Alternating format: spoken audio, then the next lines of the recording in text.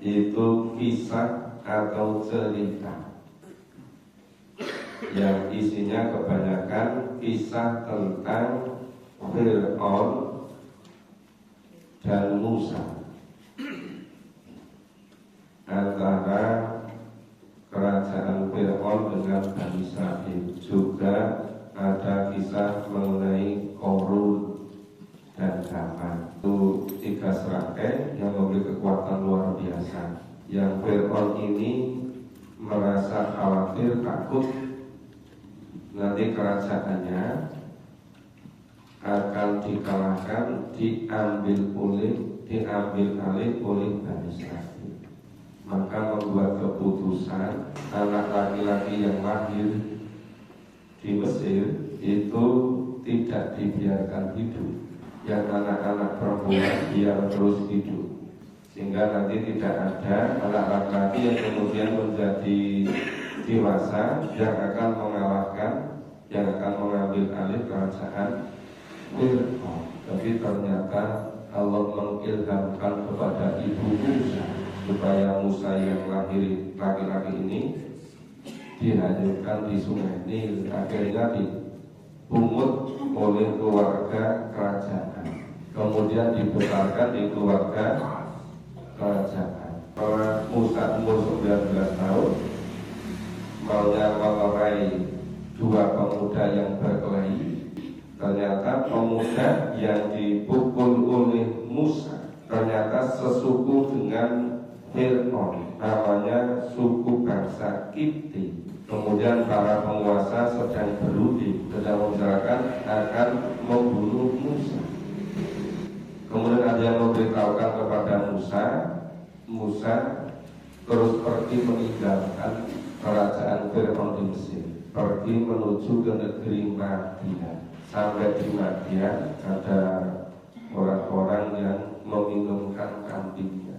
Tapi ada 2 putri tertahan, nggak bisa meminumkan kambingnya karena penggembala yang laki-laki itu biar selesai dulu. Kemudian Musa membantu. Setelah membantu, kemudian putri tadi ternyata Nabi Musa nyampaikan kepada Nabi Suhaib nyampaikan kepada Musa supaya membantu di rumahnya untuk menggembalakan kambingnya selama 8 tahun. Akan lebih baik kalau digenapi 10 tahun. Nanti kalau sudah memenuhi kewajibannya akan dinikahkan dengan putrinya. Musa setuju. Akhirnya Musa menyelesaikan tugasnya. Setelah selesai, sudah nikah dengan putri Nabi Suhaib, ingin kembali ke Mesir. Sudah sangat rindu, sudah 10 tahun meninggalkan Mesir. Padahal dia dari lahir sampai besar di Mesir, dibesarkan di istana, di kerajaan. Dan dalam perjalanan itu melewati malam hari dingin. Ketika menghidupkan api nggak bisa hidup kena angin. Nah, di sebelah bukit sana, dekat bukit sana ada api. Nah, dia pesan kepada keluarganya untuk nunggu situ. Musa mengambil api. Nah, sampai di situ itu pengangkatan Musa sebagai Nabi, sebagai Rasul. Allah bicara langsung kepada Musa. Musa ditugasi untuk berdakwah kepada Fir'aun. Musa minta kepada Allah, mohon pada Allah supaya ditemani oleh saudaranya yang bernama Harun. Akhirnya Harun juga diangkat menjadi nabi.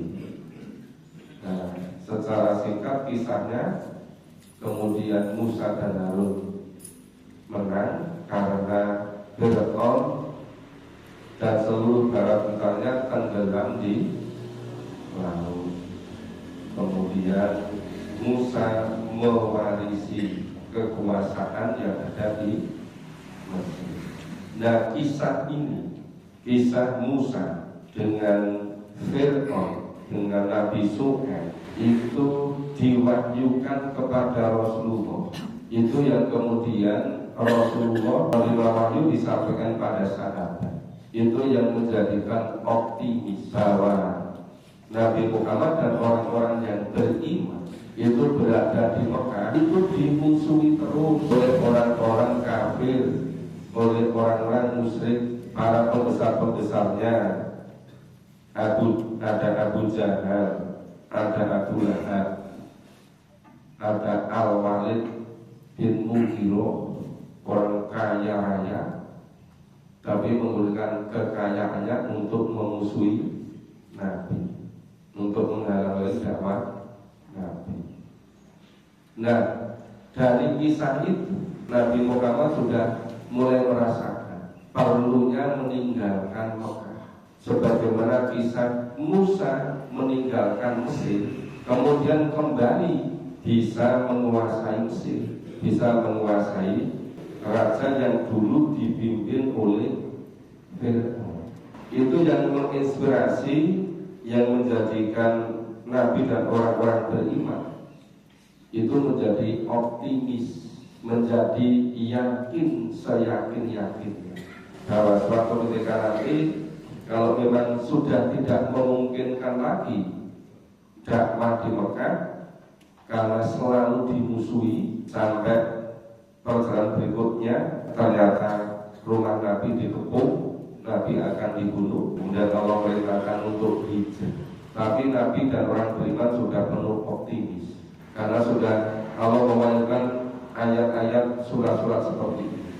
Dia suatu ketika akan kembali ke Mekah dengan keadaan yang menang, sebagaimana Musa kembali ke Mesir dalam keadaan menang. Nah, akhirnya betul itu ketika Nabi Muhammad merindukan ingin kembali ke Mekah, itu yang di ayat 2 ayat 85 Allah sudah menjamin, ya, innalladzi faradha 'alaikal Qur'an taroddu ila ma'ad.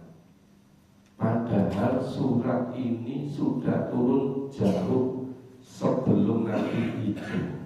Tapi terjadinya Fathul Mekah itu sudah tahun ke-8, ya sebenarnya mulai itu si sahabat-sahabat bisa haji umroh tahun ke-7, karena tahun ke-6 ada kesepakatan itu yang Hudaybiyah.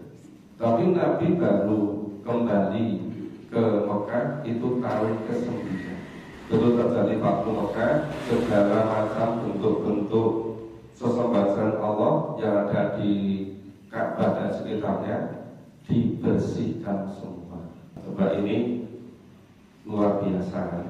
Jadi jauh sebelum kejadian, tapi sudah surat ini sudah turun, sudah memastikan nanti akan terjadi begini.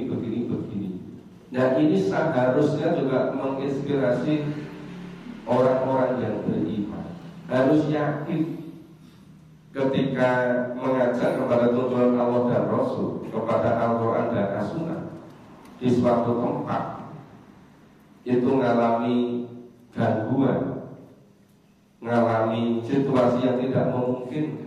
Ini perlu mencontoh apa yang dilakukan oleh Nabi Musa, perlu mencontoh apa yang dilakukan oleh Nabi Muhammad dan orang-orang yang beriman. Jadi spirit hijrah, spirit berjuang fisabilillah itu yang dilakukan oleh orang-orang yang beriman. Allah selalu melindungi, Allah selalu memberi jalan kepada orang-orang yang beriman. Maka harus betul-betul yakin, harus betul percaya Allah akan melindungi, Allah akan menolong.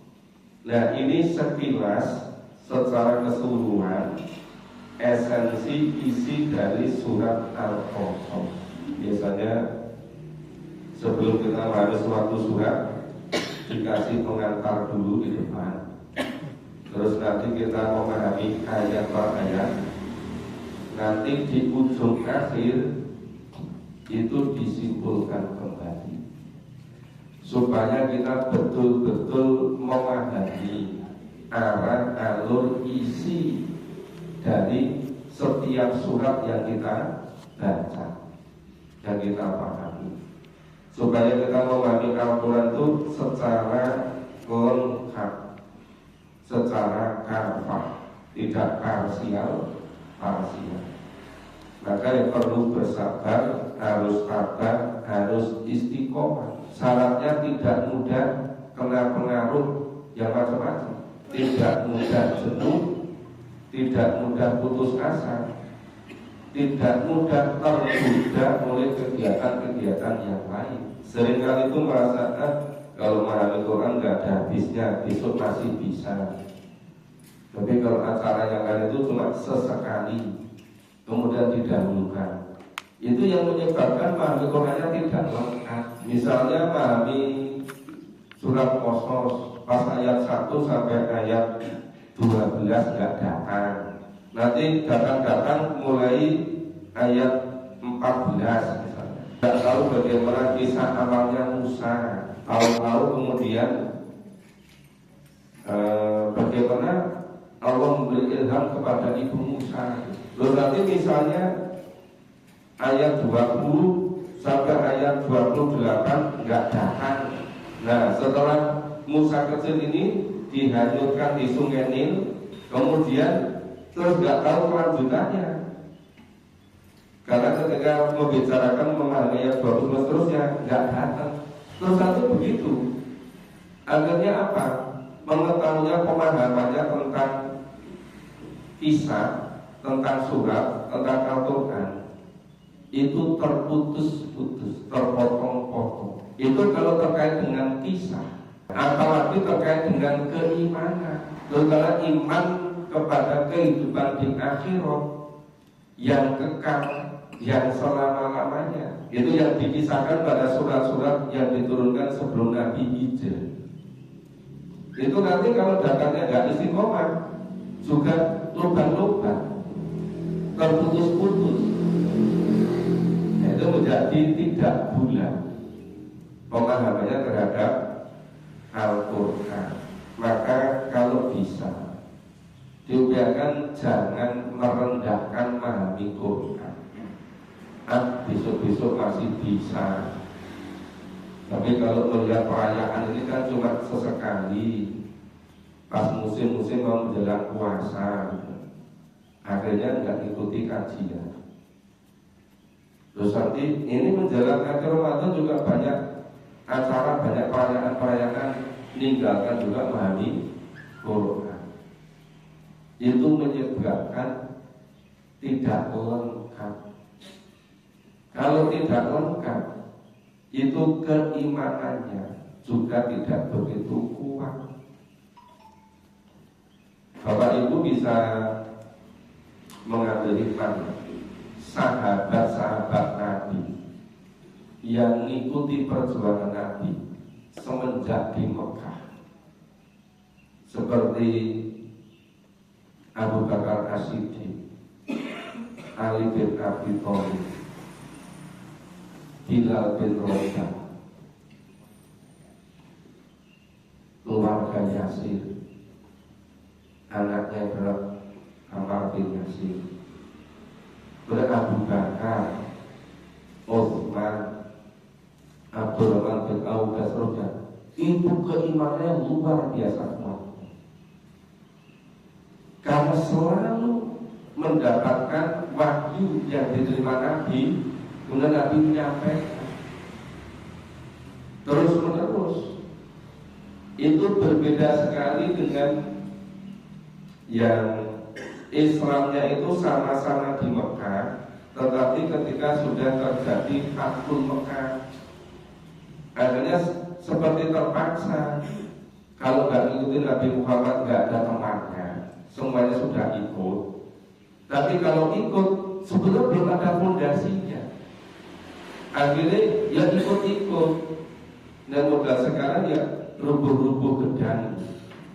Akhirnya ya rubuh tenangan. Nah, maka dalam menyiapkan hidup ini, apalagi hidup di akhirat, kalau bisa itu secara maksimal. Jangan ada kesan ngursak sempati, ngursak koberi, ngursak seloni. Nek ketoke tandurane, panenane bagus, ya terangan ya mangkat. Gue nek ketoke rada mendung sithik, apa nek gemis, nggak berangkat. Ya. Mestinya tidak begitu. Harus lebih yakin, harus bisa lebih tabah, harus bisa lebih sabar, supaya keimanan kita itu betul-betul terus-menerus bertambah kuat. Ya, saya kira pengantarnya begitu. Nanti kalau terlalu banyak pengantarnya, yang diantarkan jadi nggak segera sampai. Kita pahami mulai ayat 1. To sin mim. Sudah sering kami sampaikan huruf-huruf hijaiyah yang ada di awal surat itu fungsinya untuk menarik perhatian, supaya perhatian orang-orang itu nggak lari ke sana kemari, supaya fokus.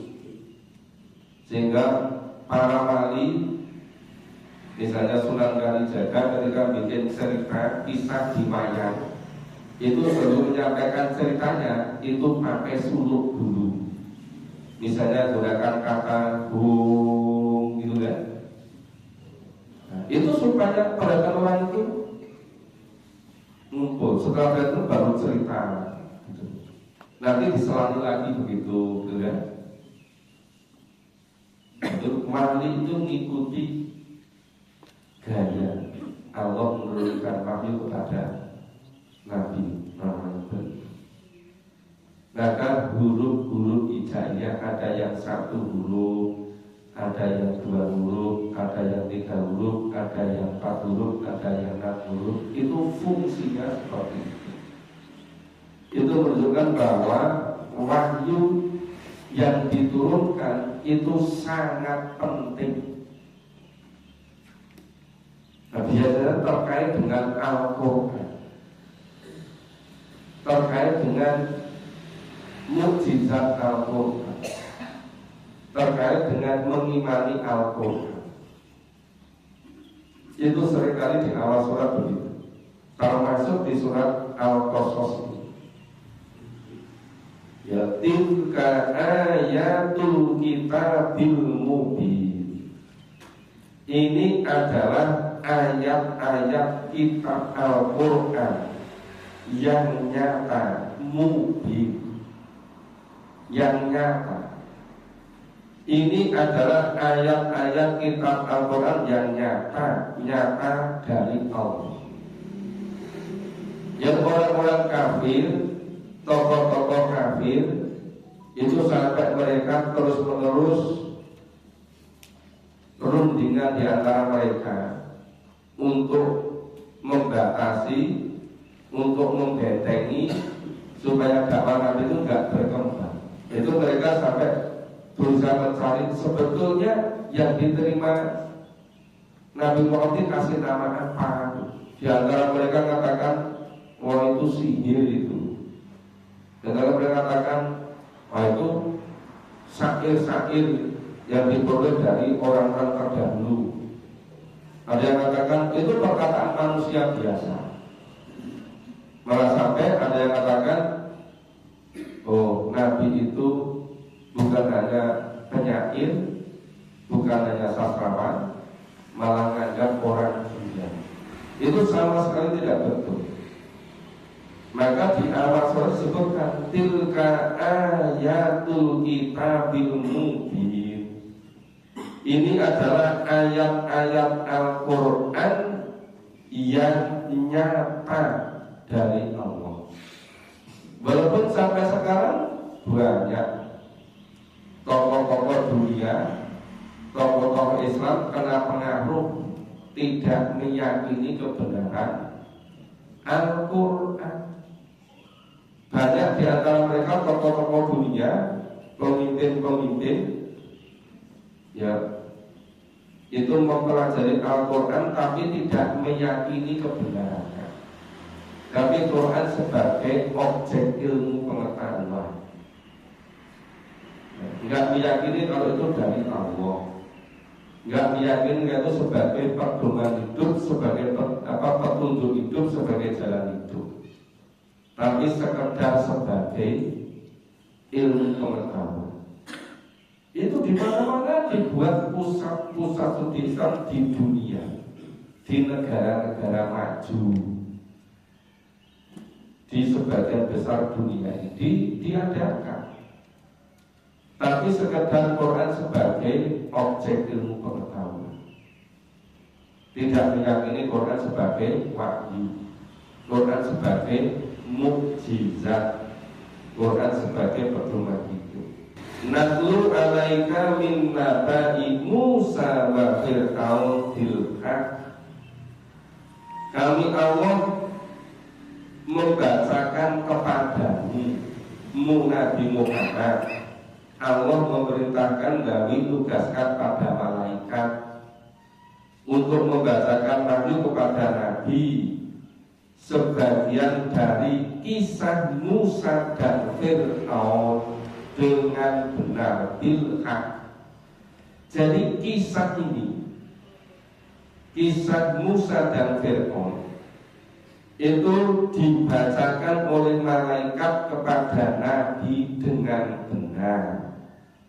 Liqaumi yu'minun, untuk orang-orang yang mukmin, untuk orang-orang yang beriman. Kalau orang-orang tidak mengimani Quran, itu malah mengatakan isinya itu fiktif. Kenapa kok fiktif? Nggak ada bukti empirisnya. Mereka mencari mana itu keratonnya, istananya, kerajaan Fir'aun. Mereka cari, bisa nggak kamu itu fiktif, hanya fiksi. Karena mereka nggak yakin kalau ini dari Allah. Ketika mereka mencari bukti empirisnya yang kasat mata nggak ketemu, menganggap Quran ini fiksi, fiktif, nggak nyata. Padahal betul-betul nyata.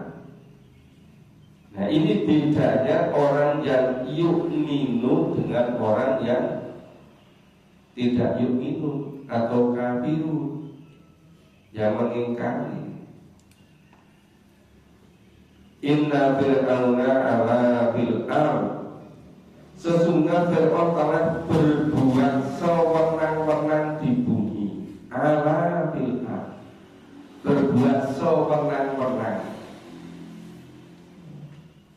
merasa sebagai penguasa dunia, sing paling digdoyo, sudah bisa berbuat apa saja, sewenang-wenang.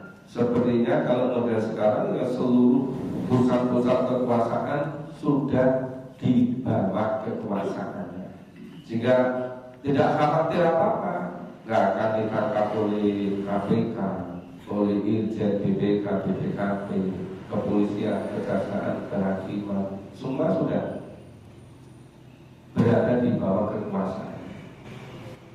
Maka bisa berbuat sewenang-wenang. Wa ja'ala ahlaha syi'a, dan menjadikan penduduknya pecah belah, dipecah belah. Syiah yastadaifu ta'ifatan minhum yudabbihu abna'ahum wa yastahyi nisa'ahum. Penduduknya dijadikan berpecah belah dengan menindas segolongan dari mereka. Ada segolongan yang ditindas, ada golongan yang lain yang di anak emaskan. Yang di anak emaskan itu yang dari suku bangsa Kiti, dari kerajaan Fir'aun. Itu dianggap tidak bisa salah. Yang selalu ditekan, ditindas itu yang dari Bani Israel, diperbudak, dijadikan hamba sahaya, dipekerjakan. Hasilnya mereka yang ambil. Kemudian jadi ingat ketika Nusantara dijajah oleh VOC, dijajah oleh Nederland Belanda. Ada namanya kerja paksa, kerja rodi, membuat jalan raya, membuat rel kereta api, membuat jembatan-jembatan, membuat selokan-selokan, saluran air untuk menanam hasil-hasil pertanian. Tapi rakyat cuma suruh bekerja terus, hasilnya untuk mereka. Sampai tak terhingga yang meninggal karena nggak kuat, tapi dipaksa terus kerja paksa, kerja rodi. Nah, maka disebutkan yastaribu ta'ifatan minhum, jadi menindas segolongan dari mereka. Terus yudabbihu abna'ahum wa yastahyi nisa'ahum, menyembelih anak laki-laki mereka dan membiarkan hidup anak-anak perempuan mereka. Kenapa demikian? Ketakutan terus-menerus. Nanti kalau ada anak laki-laki yang lahir kemudian besar, nanti mengalahkan kerajaan Fir'aun, mengambil alih. Ya, karena sing ngalahkan, sing jadi raja itu laki-laki, maka kalau ada bayi laki-laki dibunuh. Tapi kalau anak perempuan nggak apa, boleh. Karena ketika itu Fir'aun dan orang-orang pintar yang di sekeliling nggak apa-apa kalau perempuan, nggak akan mengambil alih kerajaan, nggak akan mengalahkan. Yang mengalahkan itu laki-laki. Maka kalau ada bayi laki-laki yudabbihu abna'ahum, dibunuh, disembelih anak-anak laki-laki mereka. Wa yastahyi nisa'ahum, dan dibiarkan hidup anak-anak perempuan mereka.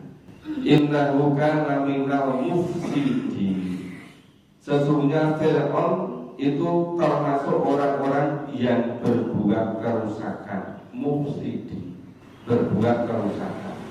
Ya cuma namanya penguasa itu mau berbuat kerusakan maksada seperti apapun harus dinarasikan untuk berbuat baik, harus dikesankan kepada seluruh rakyat bahwa berbuat baik, walaupun akibatnya itu menjadikan rakyatnya menderita, tapi harus dibuat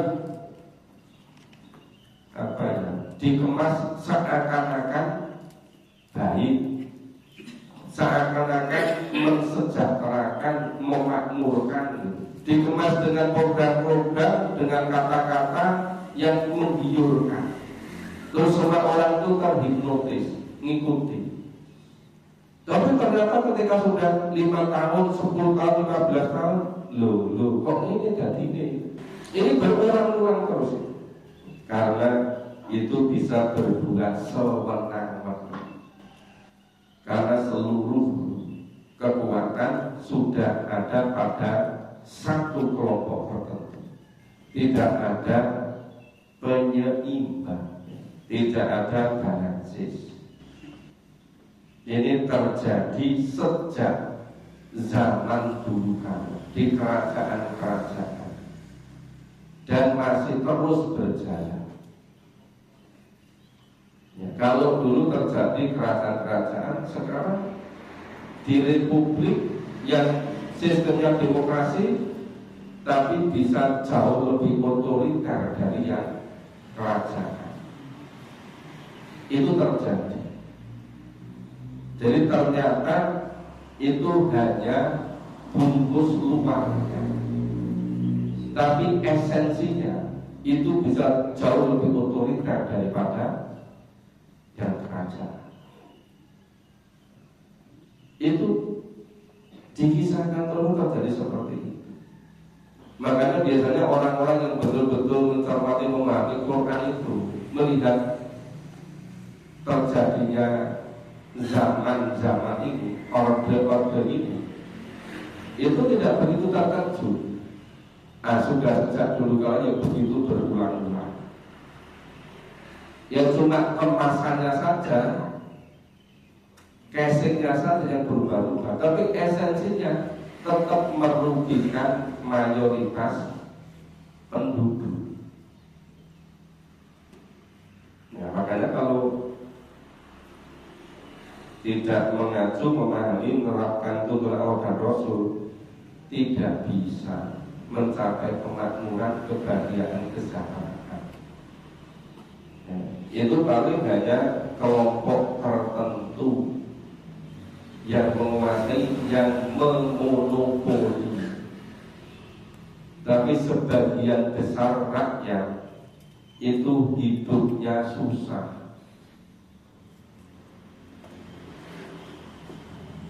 Apa-apa naik terus, yang tidak naik cuma pendapatan, yang lain naik terus.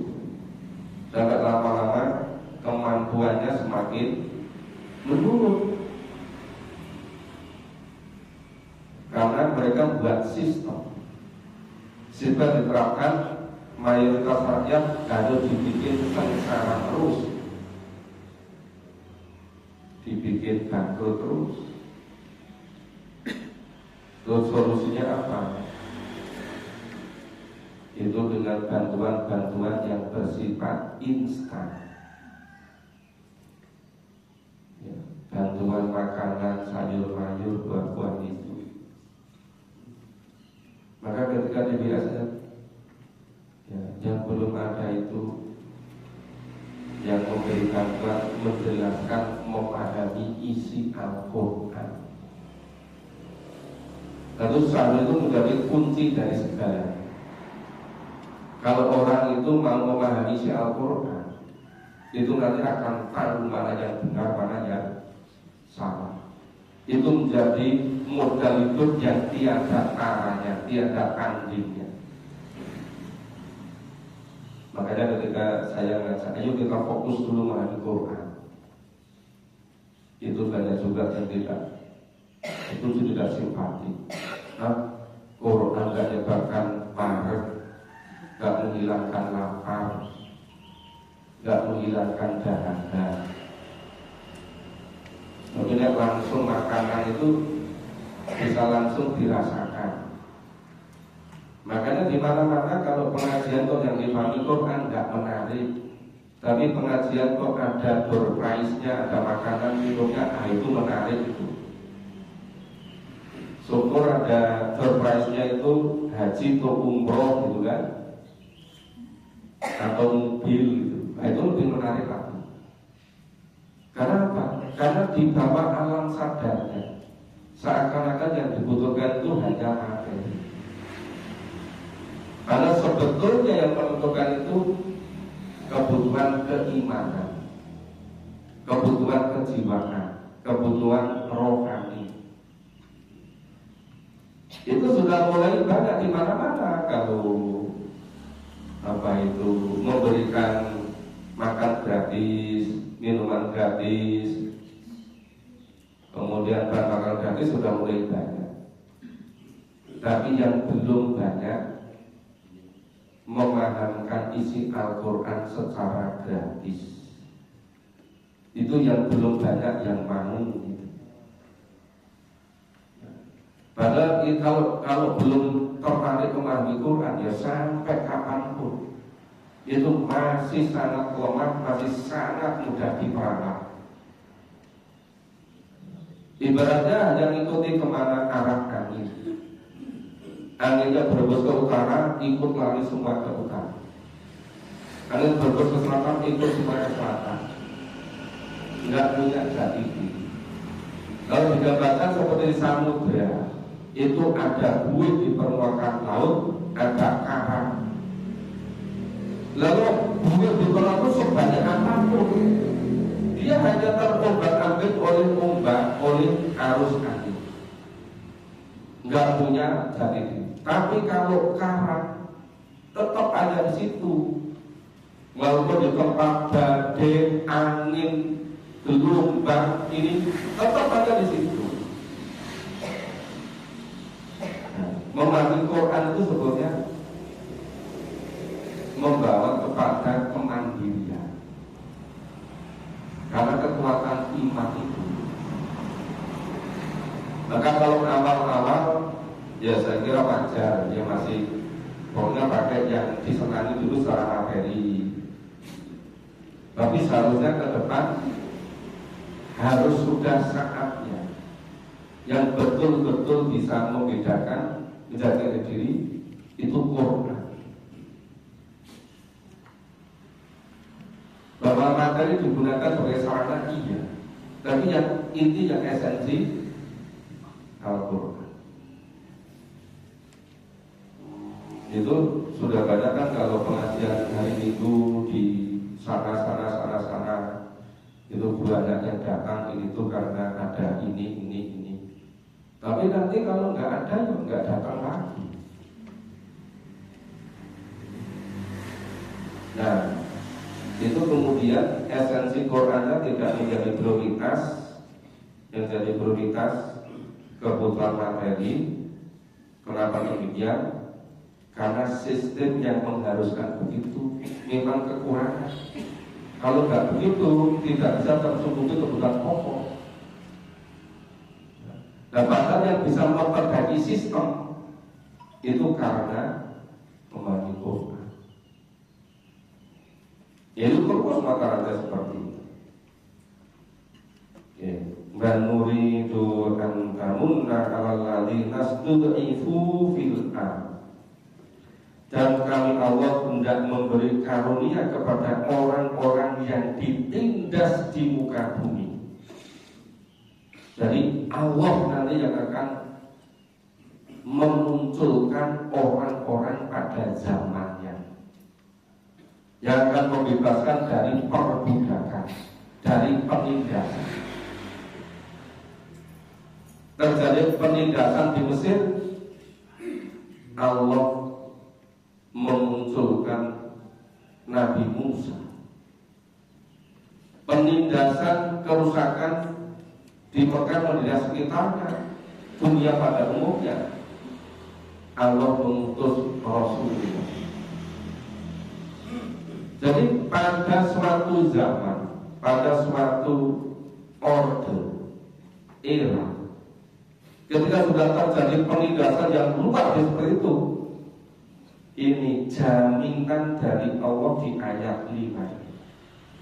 Allah hendak memberi karunia kepada orang-orang yang ditindas di muka bumi itu untuk dijadikan pemimpin yang mewarisi. Wa naja'alahum a'immatan wa naja'alahumul warithin. Allah hendak menjadikan mereka sebagai pemimpin, dan Allah hendak menjadikan mereka yang mewarisi kekuasaan di bumi. Terus semua ditindas,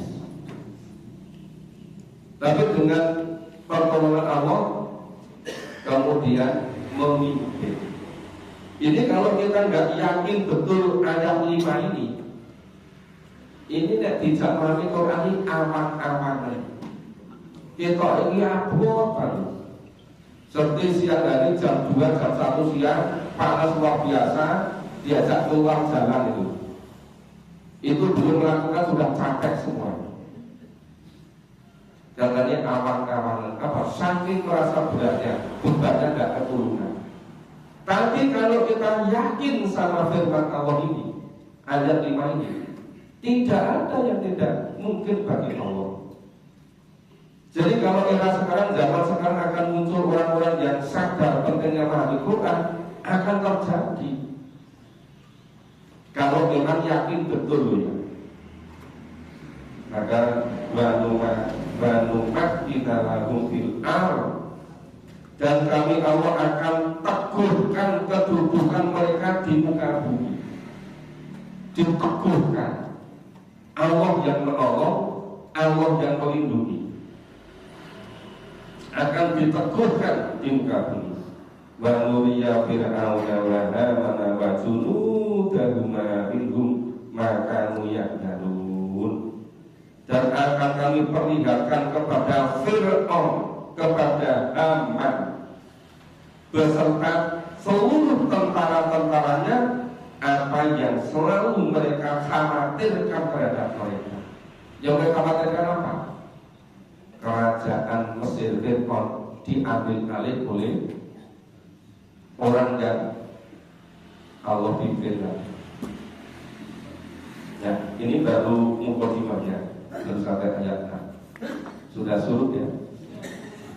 Nah, ini hari Sabtu, besok Ahad pagi melanjutkan yang di Masjid Samisari Timur, Aliyatul Wahab. Terus kalau yang musokat ke kajian di Sumedi pagi, sore di Masjid Baitur Rahman dari setengah 4 sampai setengah 5 malam nanti di Bedung Kapal. Nah, mudah-mudahan kita bisa memprioritaskan, bisa ketemu pada jadwal saja. Mohon maaf kalau terkurang dan salahnya. Kita akhiri dengan baca hamdalah dan doa Alhamdulillah.